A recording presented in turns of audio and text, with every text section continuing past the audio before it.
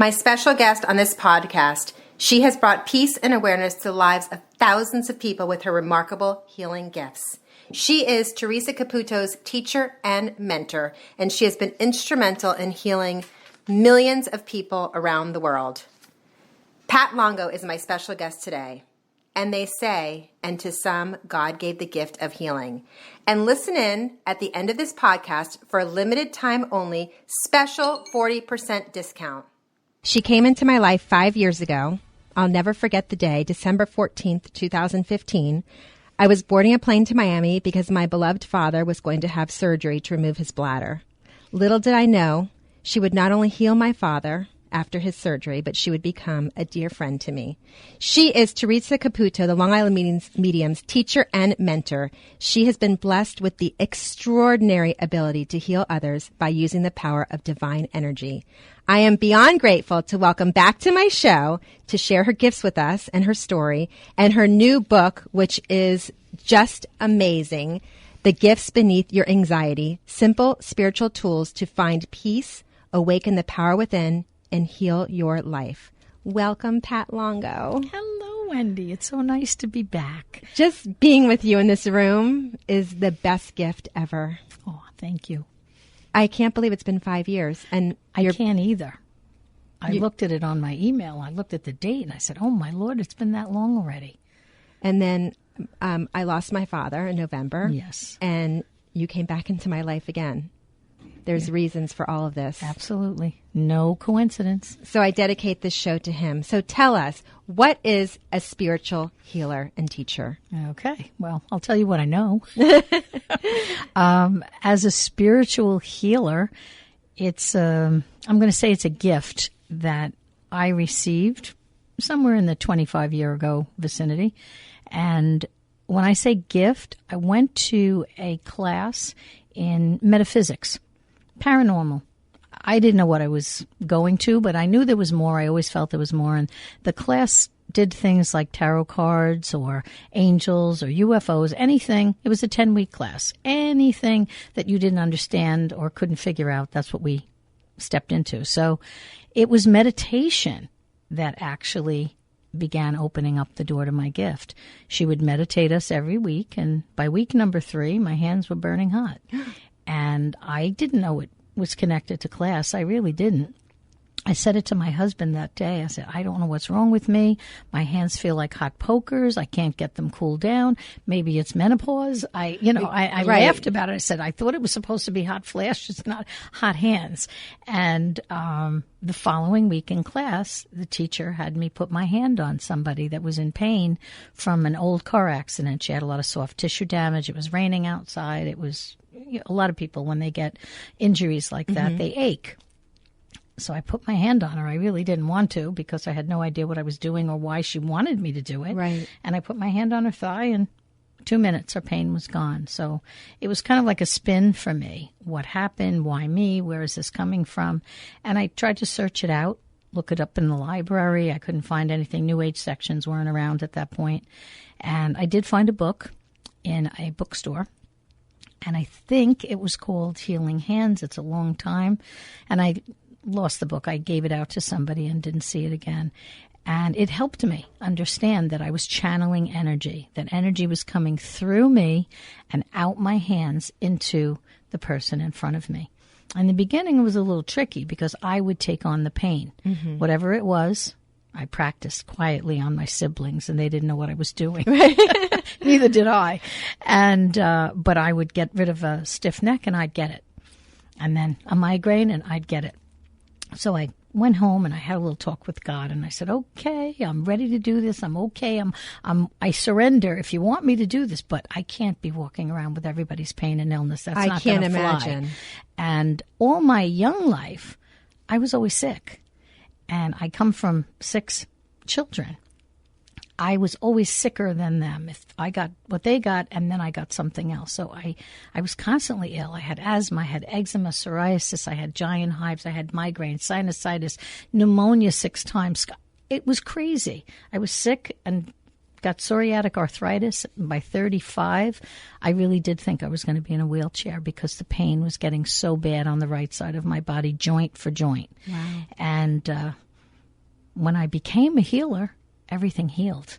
So you look at me today. You look 70 wonderful. years old. You would never know. I made 70 in December, and I'm in better shape now than I was when I was 35. So sick as a child. Then you went through your married, children, going through life. You were the PTA, the Cub Scouts. You were everything, but you knew something was missing. Yes, somehow. 100%. I always felt there was more. I went to Catholic school. Things didn't gel with me, and I started seeing psychics when I was 25, right after my twins were born, my last children. And I would go once a year and go to a psychic fair. I'd pick out 2 names, and I never really found anybody that jumped out at me. But anybody that was on track always called me a healer. They thought I was in the medical profession. They thought I was a nurse. I was this, I was that. But they'd see the medical sign around me. And I thought they were nuts, honestly. That was the truth. And because this didn't happen for quite a while after that, but I was running around like crazy.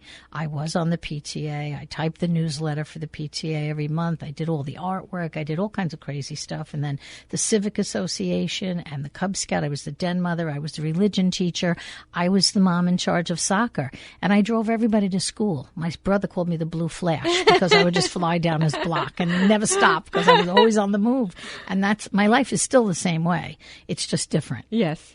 But I quit it all. I stopped. I said, I have to stop. I need to honor myself. I don't know where I begin or where I end. And I finished my commitments, and then I backed out of all those things. And I joined a tap dancing class and a bowling league, and I had a lot of fun. Fun.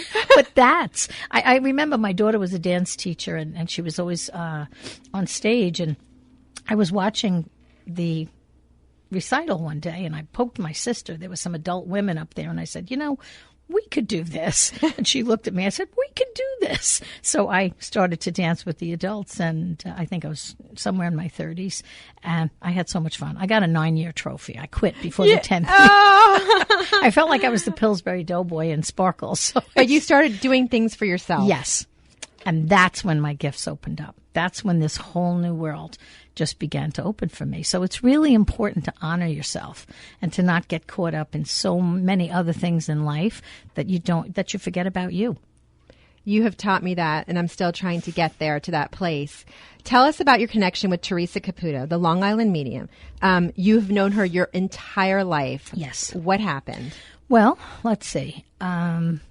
Theresa was filled with anxiety. And again, I knew her parents when they were dating. I knew her grandparents. They were friends of my parents. And her brother and my son are best friends. So I'd always seen her, but I did not know that she had anxiety. And I had gone to a candle party at her home, at her mom's home. And I didn't want to go. It was Memorial Day weekend. I was planting flowers. I was so tired. My back hurt. And the phone rang. And it was her mom. And when people call you, when you're supposed to be at their party, you haven't responded, you figure they're down bodies. They need people to come. So I looked at my daughter. I said, you want to come with me? So I went. And I said, there has to be a reason that I'm going. And when I got there were 25 people there. And I'm like, why did she call me? But that was the beginning. It was very interesting. I did a healing on Theresa because she was having something going on. I don't know. It could have been an ovary. I don't know.